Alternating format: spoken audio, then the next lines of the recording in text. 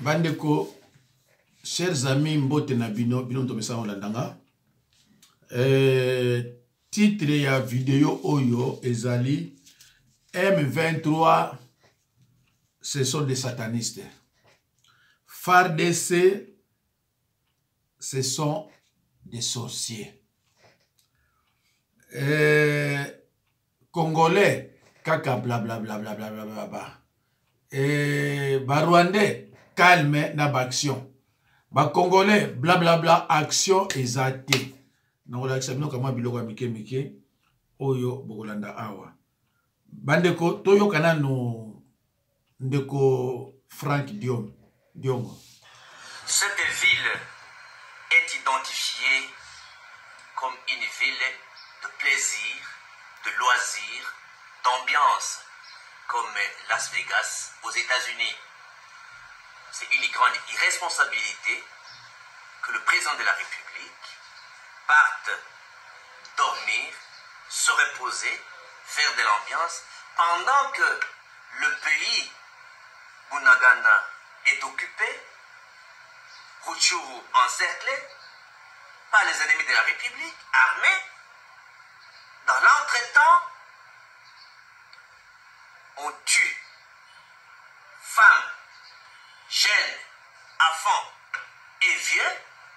Et là, le président a le temps d'aller s'amuser, dormir, se reposer. C'est une grande responsabilité que je proteste et que j'appelle les Congolais de rejeter Félix Tshisekedi, de ne plus avoir un deuxième mandat parce qu'il s'est écarté de la voie de son père, qui est notre père, Etienne Tshisekedi Ngolo.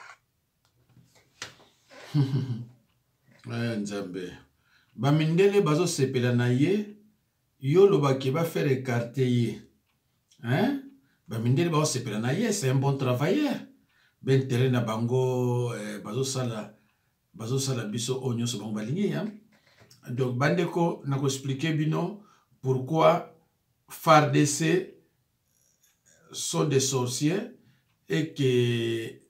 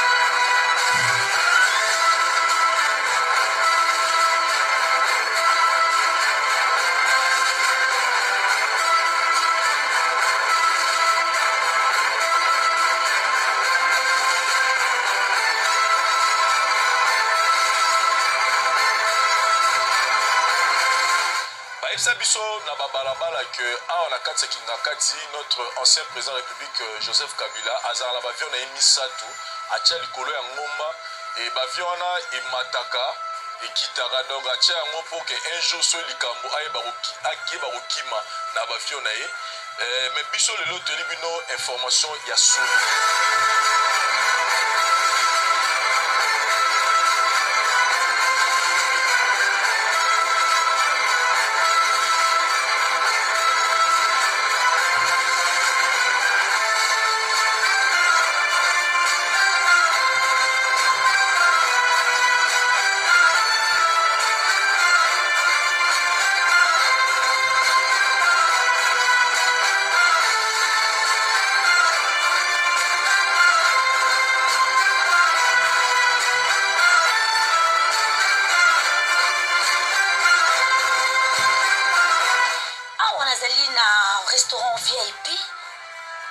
kati ya Kingakati lelo eza inauguration ya Mondeke. Mondeke ezali nini? Ezali penza ba avion oyo mwana mboka Joseph Kabila Kabonge na mama wa Ro bacha awa pour basepelisa bana mboka. Mwana nyonso mboka azali libre ya koya ko se détendre, azali libre ya koya komela mwa kopo wani. Lelo ezali inauguration ya ba restaurant kitoko tobenga ngo Mondeke. Awa na kati ya avion ebe ya kotala bakomi tuna yango kokwaza wapi. Naza na kati ya avion oyo ezali place moko VIP. Mais la kati ya Mondeke eza biloko vraiment ebele oyo eza na kati wana. Toza na ba chambre VIP, tozali na ba restaurant VIP, tozali pe na boîte de nuit.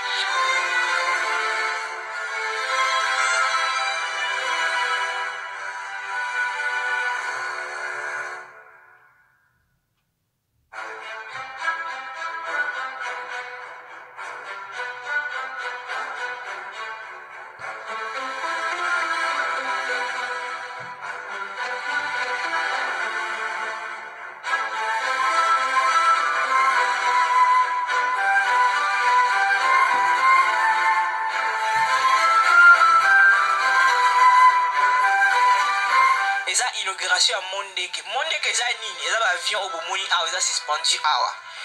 Ba avion wana eza basali na kati eza boîte de nuit, na kati eza restaurant. Tout ça pourquoi? Pour na kosepelisa kaka bana kinto bino obozala ka l'étranger. Boyaka awa na vacances, bozanga a place à kokende, bozanga a place à kosakana. Kasi bandeko nako continuer ko tila bino bozobate.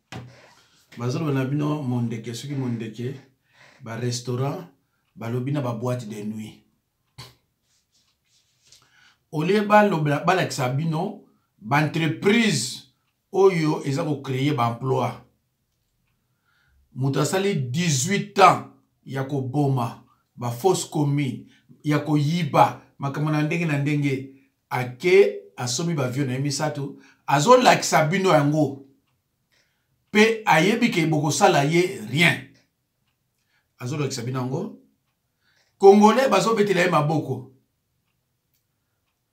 Donc Congolais azara toujours na se ya Rwandais, na se ya Éthiopien, na se ya Nigeria, na se ya Indien, na se ya Libanais, donc Congolais azara likolo mutute, azara toujours na se, na se, na se. Donc ba député assemblée bakotuna te. Mais bavio oyo misato eza ya nani ozwi mbongo wapi boyokaki mungala wana yemoko ndeka lobi okomisi ndeko na yo riche. Mais qu'est-ce que vous attendez pour l'arrêter? Et loko nini eza ko empêcher bino bo arrêter ye ezali armée. Tangu ya longwe abi yozwa pouvoir aussi melanga armée ko bouger te osimbi yango makambo esili. Merci patron akasi. Ba garde corps okozala na bango baza yanga. Parti yoko tambolaka omonotambolaka na oyo yanga. Moindre faut pas babeti. Alors Kabila azana kimia atambolaki na kimia. Kagame azoloba. Comment ça se fait que pays yeti RDC bokende na Angola bokonde ko bonde la bango kuna basa l'intervention pays neti Rwanda, vous vous êtes déplacé ti na Angola bobando bonde la Kagame omoni niveau to zali.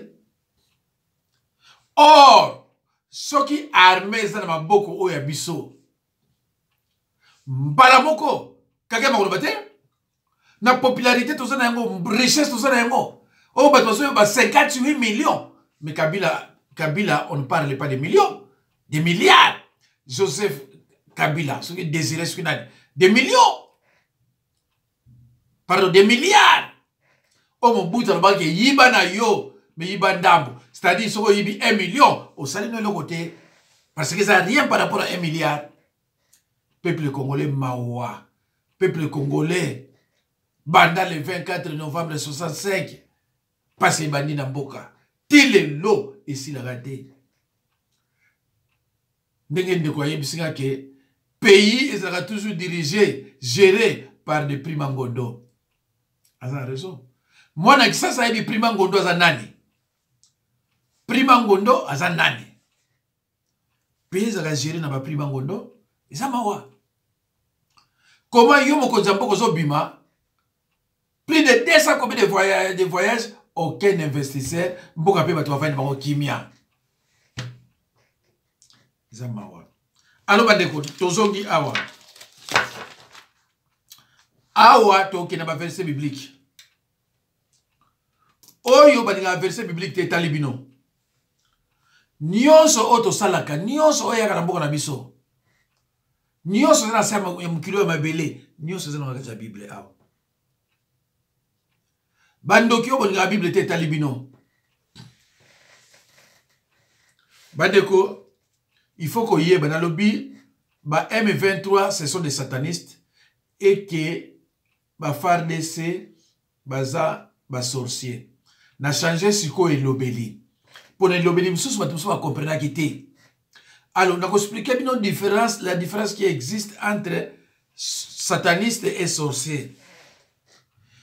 Sataniste ako beta sans sorcier yemoko. Sataniste ako ya kuta bandoki baningi kolia yo ako beta bango pe bengani bango. Mais le gros basa bana tata moko mama moko moyen bengana bango ezate. Donc sataniste est très puissant. Sataniste ako zo quartier na bien ba bloquer ngo muto bala ate. Sataniste est un pesa ka ba sacrifice na ye, a pesa ka ba 20, ba 15, ba 30, ba 48. Ndokinde mutu pamba mutu basenga ke lemso pesa de lemso 1 pour ba ko rêver ba ko beta yo. Mais sataniste tant wasala ka ye ba refakate. Allo bandeko. Toko tala Bible lumina biso nini? Na Marc 7 non. Marc 3 23. Yamana msabino ke combat contre M23 na FARDC.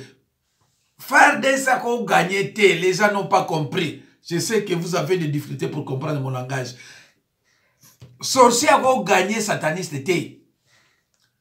Yana ba namino ke jamais beaucoup gagné. Ah yo no ba na yo sabre. Ba finga ngabi oh, bebi boyebi no côté. Sorcier a gagné, sataniste ba ndengeni. Ba sataniste bazo kanga. Na ba sorcier. Sorcier qui nous fait sataniste bandengni. Sataniste c'est un ministre ya Satan. Sorcier aza mungamba na monde de ténèbres. Aza mtu apesa ba ordre. Neti ba continuer apesa ba ordre na ba caporo na ba garde civile. Sorcier zo garde civile. Sataniste aza ministre ya Satan, ndenge biso za ba ministre ya Nzambe. Alors Totanga na Marc 3, 23 à 25. J'ai lu le dire. 23. Jésus les appela et leur dit sous forme de parabole. Comment Satan peut-il chasser Satan? Na 23 et le tout. Comment Satan peut-il chasser Satan? Donc, il y a 24. Si un royaume est divisé contre lui-même, ce royaume ne peut subsister. Donc, il y a 24. 25. Et si une maison est divisée contre elle-même, cette maison ne peut subsister.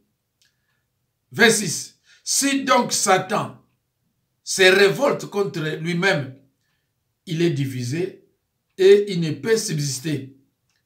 Mais ça ne fait de lui. Mes chers frères et sœurs, chers patriotes, une maison divisée contre elle-même, cette maison court à sa perte. Une maison divisée comme la RDC contre elle-même, cette maison ne peut pas remporter une victoire. Nous sommes à alors, comment Satan peut-il chasser Satan? Ndenge nini ba FARDC bako bundisa ba sataniste pe balonga ba bengana ye. Parce que sataniste na FARDC baza bana ya tata moko. Donc on y soit sala et ça va mentir. Oya comprendre tes mama mingi. Ba sataniste na ba sorcier baza de même père. Il y a un Jésus qui s'en 23, Marc 3, 23. Jésus les appela et leur dit, sous forme de parabole, comment Satan peut-il chasser Satan? C'est pratiquement possible. Et ça dit, yo za milimo ambindo. Voilà, tous les exemples, il y a Mukendi. Mukendi, milimo ambindo, influence, et fait des belles dans tout le et tinda qui a qui ne violer. Si ko yo za milimo ambindo, ozo que ne pas Mukendi a délivré yo. Or, biloko ambindo, eza na nzoto na yo, na oyo eza na nzoto Mukendi, eza tata moko, mama moko. Yemoko alobi que les démons influencent le comportement et le caractère d'un individu. A confirmé ngo yemoko. Donc, ba démon ba fandi na kati ya nzoto na ye, bango mtu atinda ki ye akende ko violer. Maloba na ye kangi ye. Bande ko soto solo ba bolo ndaka ba bato ba papa. Il faut qu'on luka ko réfléchir, qu'on méditer profondément. Ah oui, mais les démons influencent le comportement et le caractère d'un individu. Mais lui, il a été condamné. Il a fui. Condamné pour viol. Viol à plusieurs reprises. Plus de 37 femmes. Il est parti se réfugier en RDC. Là où il y a celui qui gère le pays, c'est un Moulouba comme lui. Il est sous protection de la justice de Balouba. Même Mukendi Bako Kangayo un jour, même après 10 ans, même si je ne serai pas avec vous, c'est-à-dire mes amis, il sera arrêté. Tôt ou tard, je suis un pasteur Mukombo, il sera arrêté. Bandeko, yo ozana milimo abena ezotu misona nzoto. Yo olio oya pananga okepa nganga. Or nganga ala serviteur à diable. Eloni ya kusala. Oyena batu na ye, o baza kotungisa yo, batu ya satana, batu na ye. Eloni ya kusala. Akozwa pasi yo zela loboko, a changer yango, a pemisi yango nano, bongo ekoma na lokolo. Tango yo ko fanda ah, mais namona ki bien, lokolo loboko ekoma bien, mais siko na kuna pasi na lokolo. A sekio parce que yo zoba. Olongo a ofuti avion, ok tipa a walesa na kisasa agine nganga. Ti lelo azane sataniste. Yo ke kuna polo kuna bulamu. Ako yo kana bistri wana. Botika ye simo bien inane. Après rechute. Yo bi walesa adi na kena kuna boba na biki. Mais na comprendre nenge zongi lisusu. Parce que vous êtes ignorant. L'ennemi profite de votre ignorance. Oza soba. Asalo jemuke. Obano kumisaye. Ne beaucoup misaka étranger. Ndaku na biso déjà. RDC toza divisé. Bible lobby. Une maison divisée contre elle-même. Cette maison ne peut pas remporter une victoire. Il y a la Bible là. Bible lobby na biso dans Marc 3, 23. Comment Satan peut-il chasser Satan? M23, sataniste. FARDC, des sorciers. Bango na bango. Ici, Jésus nous enseigne que le royaume du diable n'est pas divisé. N'est pas divisé. Au contraire, ce royaume est uni à une proportion commune au mal. Royaume ya Satan. Ezaka pona le mal. Ezaka pona malamu te. Ndoke mote malamu zakate. Sataniste mote malamu zakate. Yagona ba bengi bango sataniste musu sorcier. Sorcier mote malamu zakate. Yagona ba bengi sorcier. Sorcier a toujours na haine. Asenga pardon te pas pardon nakate. Asa reconnaissance te. Même si on longo imboka na epo ya ko traitement awa. A ko reconnaître le jamais. Bande ko za passer. N'a pas ce qu'on exemple dans vous comprendre. Sataniste, na sorcier baza pa bana papa moko garçon on a uti kocha awa ya IDPS alumi me M23 eza ya Kabila boyoka mote alumi M23 eza ya Kabila boko FARDC eza ya nani?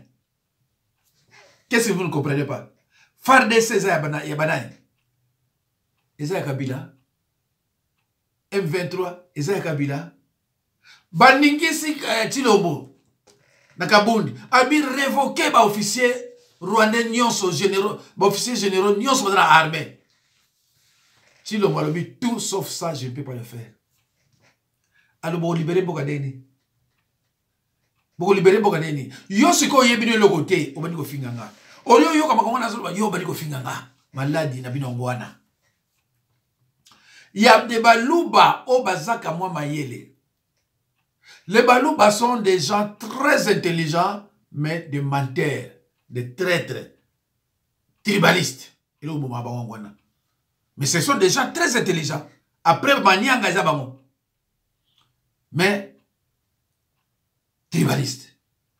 Pour Naye, c'est une fierté, il y a Tshilombo, président.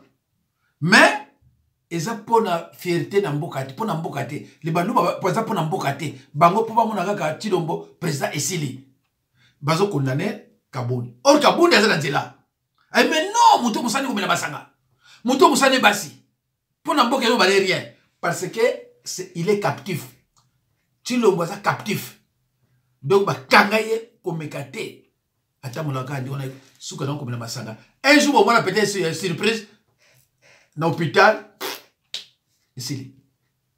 Parce que Asa dépassé, tu le vois, ça dépassé. N'a pas dit Oya Sala. Bande ko toke musika di souste, totanga na Marc 3, 7. Pardon. Marc 3, 27. J'ai lu au nom de Jésus-Christ. Personne ne peut entrer dans la maison d'un homme fort et piller ses biens sans avoir auparavant lié cet homme fort. Alors, il pillera sa maison. Je reprends. Marc 3, 27. Personne ne peut entrer dans la maison d'un homme fort et piller ses biens, sans avoir auparavant lié cet homme fort, alors il pillera sa maison. Boko ki ko délivrer mboka te. Soki bolongoli nanu salite wana te. Salite wana zanani ba généraux, ba officiers généraux oyo basimbi armée na biso. Yo nano longoli bango te. Mais ndenge ni zo prétendre na victoire. Pour prétendre na victoire, il faut bango nano olongola bango, bongo o prétendre na victoire. Sinon te ozo sanu le mote. Ah, bandeko. Ya pasi hein? Pasi na mawa.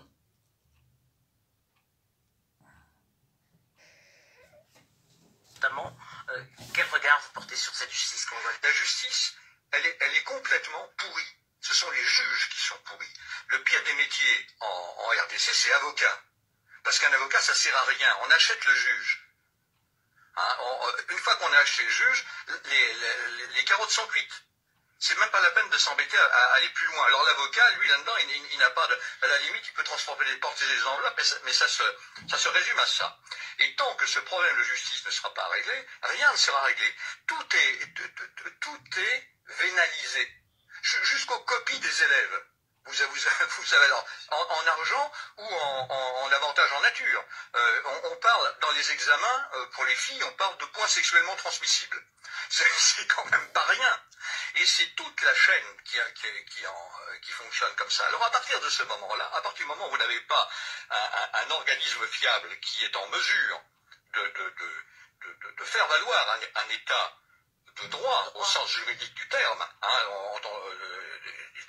il n'y a pas de solution. Boyoki bandeko. Ne bazo critiquer justice zaïroise. Oyo ils ont protégé même ba violeurs. Ils ont protégé ba voleurs. Ils ont protégé, mais c'est pas possible. Ils ont protégé ma violeur et ma voleur. Justice congolaise. Après Bolobi, un état de droit. Tala suba msusu, tala mboka msusu nike zozika.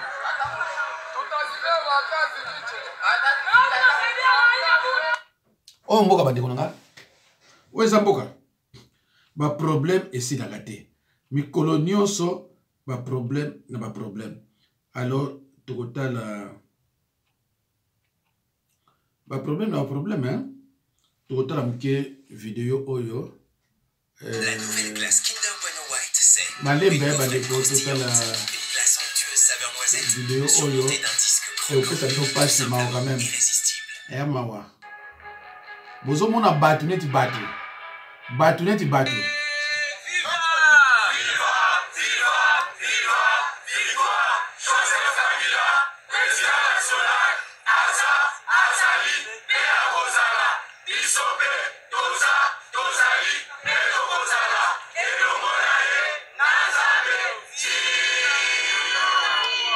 L'heure est grave. Le Parti du peuple pour la reconstruction et la démocratie, PPRD en sigle, parti cher au président honoraire de la République démocratique du Congo, son Excellence Joseph Kabila Kabange, dénonce avec véhémence l'enlèvement de son secrétaire national en charge de la communication et médias, Jimmy Kitenge Manganda, par des agents de service de sécurité de l'ANER, selon les témoins présents, lourdement armés, avec des véhicules sans plaque d'immatriculation. C'est mardi 26 juillet 2022, aux environs de 7h30 du matin, à l'entrée de la chaîne de télévision CCTV sur le boulevard du 30 juin, où il était invité à participer à l'émission Rendez-vous des auditeurs du journaliste Meda Liwoso. Pour toutes les violations des droits de l'homme et des libertés publiques contre les membres de l'opposition politique en général et du PPRD en particulier, commises par ces régimes agonissants et finissants, le PPRD exige la libération sans délai et sans condition aucune de notre camarade Jimmy Kitenge Manganda. Le PPRD prend en témoin la communauté tant nationale qu'internationale, ainsi que les organisations de défense des droits de l'homme et des libertés publiques, sur le recul de la démocratie dans notre pays. Que vive la République démocratique du Congo, que vive la démocratie dans notre pays, que vive l'opposition, que vive le PPRD. PPRD, viva! Viva, viva, viva, viva, Joseph Kabila, président national, Aza, Azali, Bea Rosala, Isobe, Toza, Tozali, Edo Rosala, Edo Monae, Nazabe, Régime bazouissé. Omoni bamandia.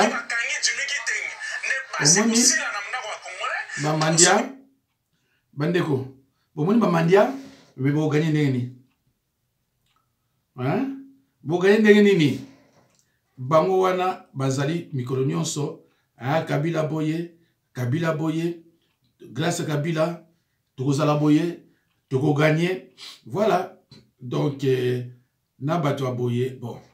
Tout à l'heure ça ta. Bonjour, messieurs les maîtres. Bonjour, comment ça va? Ça va bien. Quelles sont les nouvelles? Les nouvelles sont bonnes. Chez moi, les nouvelles ne sont pas bonnes. Pourquoi? Est-ce que vous avez déjà payé? Non. Allez chez vous, allez dire à vos parents que je vous chasse. Sortez ici. Sortez. Sortez ici. Bonjour, papa. Oui, bonjour. On nous chasse de l'école. À cause de quoi? À cause de la prime. Pourquoi on vous chasse de l'école et pourtant le gouvernement avait dit il y a la gratuité? Allons-y à l'école pour aller demander les motifs. Cet enseignant aujourd'hui il va de quoi? Aujourd'hui il va de quoi? Bonjour monsieur le maître. Bonjour. Pourquoi tu chasses mes enfants? Parce qu'ils n'ont pas encore payé. Le gouvernement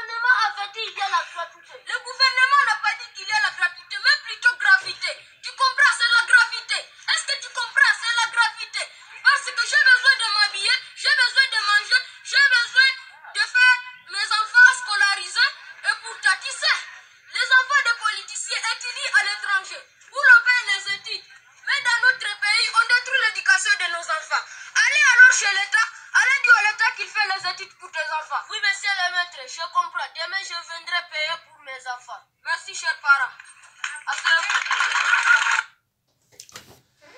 Nzambe bana bazokola na pasi. Bazokola na pasi. Jean-Marc Kaboun, bonjour. Bonjour. Le bureau de l'Assemblée nationale vient de diffuser un communiqué condamnant des propos considérés comme indignes que vous auriez tenus il y a quelques jours. Un dossier disciplinaire vient d'être ouvert à votre encontre. Comment vous réagissez à cette nouvelle? D'abord, il faut considérer la démarche comme l'expression d'une panique ou d'une peur. Cela démontre que l'Assemblée nationale, qu'elle est désacralisée, elle est devenue une véritable caisse de résonance dans laquelle on assiste tout simplement à des scènes de règlement des comptes. Je voudrais savoir quelle disposition donne le pouvoir au bureau de l'Assemblée d'ouvrir un dossier disciplinaire à l'endroit d'un député et savoir aussi quel député aurait subi la même procédure que moi où je suis le premier. Vous avez été élu député sous l'étiquette UDPS. Votre ancien parti menace également de vous retirer votre mandat parlementaire. Qu'en pensez-vous? La Constitution est claire. Un député national élu sur une liste appartient à cette liste, donc au parti. Mais dès lors que le parti l'exclut, les députés gardent son mandat. Un député ne peut perdre son mandat que s'il a délibérément quitté le parti qu'il avait aligné aux élections. Tout le monde sait que j'ai été exclu de l'UDPS. Donc il ne devait pas y avoir un débat si on avait des gens qui réfléchissent normalement. Est-ce que l'idée d'une démission vous a déjà traversé l'esprit? Non, c'est pas l'UDPS qui m'avait élu comme député national. Je suis un élu du peuple. J'ai démissionné de ma fonction de premier vice-président parce que j'estimais que cette fonction, je l'avais acquise au nom de l'UDPS. Et j'ai démissionné. C'est clair là-dessus. Du moment que c'est pas l'UDPS qui m'avait élu, j'ai un mandat du peuple, je ne peux pas démissionner. Lors du lancement de l'Alliance pour le changement, vous aviez dit que le parti était aussi créé pour la conquête du pouvoir. Est-ce que ça veut dire que vous serez candidat à la présidentielle de 2023? Justement, parce que nous n'avons pas créé ces partis pour faire de la figuration ou pour accompagner qui que ce soit. Dès lors que nous avons dit que c'était une nouvelle offre politique, nous nous proposons une réponse